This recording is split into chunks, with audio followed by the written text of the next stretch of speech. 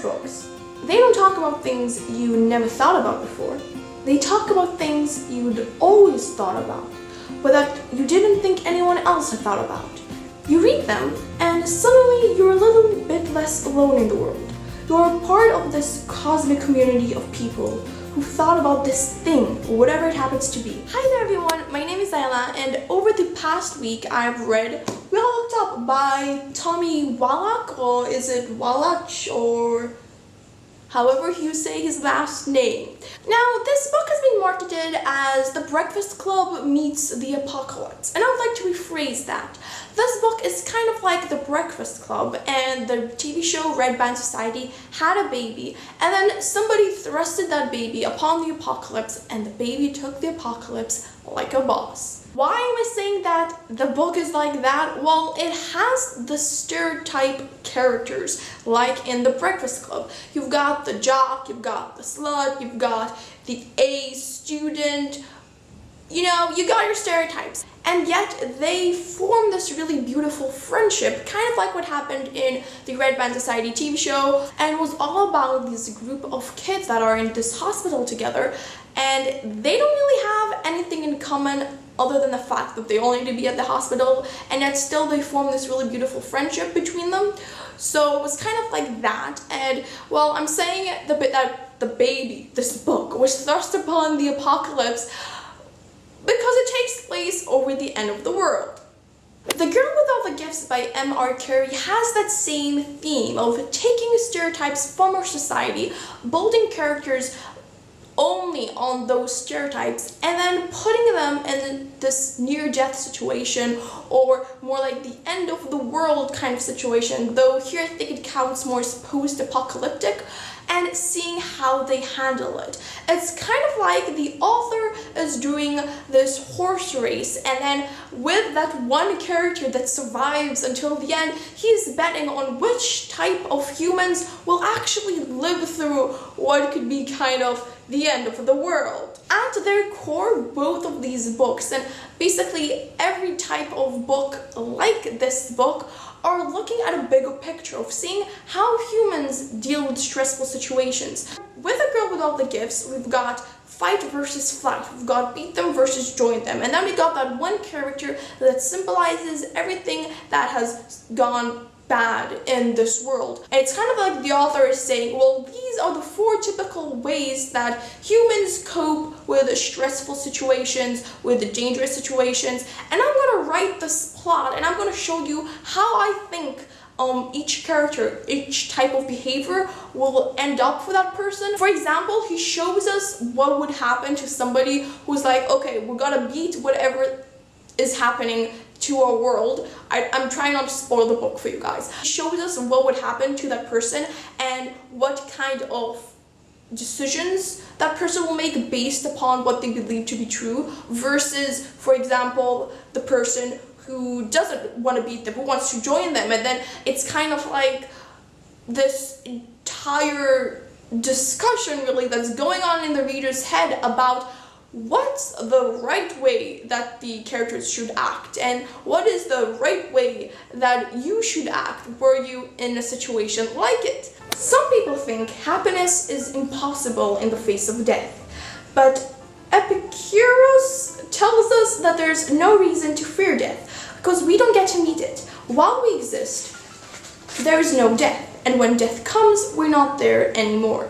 What is death and what is life? 2 impossible questions with 2 impossible answers. But in my opinion, those 2 questions are the questions that push us to do things with our life. Be it the things that we truly want to do, or be it the things that society has convinced us that we must do in order to get the life that we want. That question of should we fill our life with what we truly love and what we truly enjoy, or fill it with things that will ultimately lead us towards the kind of life that we want to have, is touched upon really well in this book. At the beginning of this book, all our main characters find out that they have 2 more months left to live. And one of our main characters, and not surprisingly the A-list student, or you'll say the perfect girl with the perfect grades and perfect family and all of that, is the one that questions her life the most.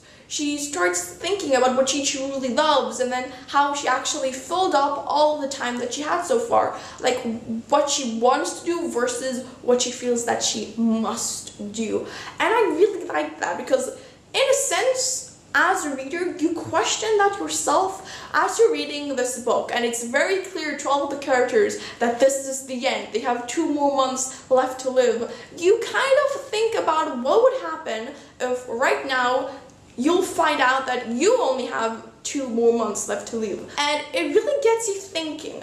I really like that with this book. It wasn't just a statement about the stereotypes in our society, which was very much what The Breakfast Club was trying to do. There's also a lot of thought-provoking things in this book that just have to do with you as an individual, with trying to find things out about yourself that aren't connected at all to that whole stereotype theme that is going on with this book, which was interesting, and it was really nice how the author was able to juggle both of them in a way that didn't kind of clash and didn't interfere with one another. And that leads me to the third point I wanted to make in this video that had to do with this book. The fact that this book was about the 2 months leading up to the apocalypse, and how it was an apocalypse in a sense that it wasn't zombies, it wasn't aliens, it wasn't some war that got us killed in the end, according to this book. It was, you know, your old-fashioned asteroid that just came out of the sky and hit Earth and destroyed all of us. And this isn't a spoiler, since seriously it's like in the first chapter that they find out that that's the end, and that's the way that this book is marketed as, is, you know, the Breakfast Club meets the apocalypse. So I think it was pretty obvious that there's going to be an apocalypse. In nearly all of the YA books that have to do with the apocalypse, it is always about fighting it, trying to prevent it, trying to deal with the aftermath of it. You hardly come across books that all they do is show you how everything slowly descends into chaos. And I guess a big part of that has to do with, like, okay, we've seen that, we've read that already, we've done that, there's no reason to do that again, or it's less appealing. There's much more appeal to a story about trying to prevent the end of the world, or trying to beat whatever's trying to bring about the end of the world, than seeing the world slowly get destroyed. You get what I mean? And I really liked how Tommy Wallach was keeping it simple. And yet, with that simplicity of the way that the plot is going, it's obvious to everybody that there's no hope, there's no light at the end of that tunnel, nada. And yet, with that, he was able to comment so much about society and comment so much about, you know, all the apocalypse stories, because as I was saying, usually the focus is about preventing it, it's about fighting it, it's about fighting whoever wants to bring about the end of the world, and never just like, let's pause for a second. So the end of the world is happening, let's try dealing with that, let's try accepting that, and let's try to look about how our human society will deal with that. It was better, in my opinion, than a lot of the other YA apocalypse, post-apocalyptic books that I've read in a long time. Yeah, so in the end, while I loved the thought-provoking themes that this book had, I enjoyed it mostly because it was just damn entertaining. A really good book, in my opinion, that I highly recommend.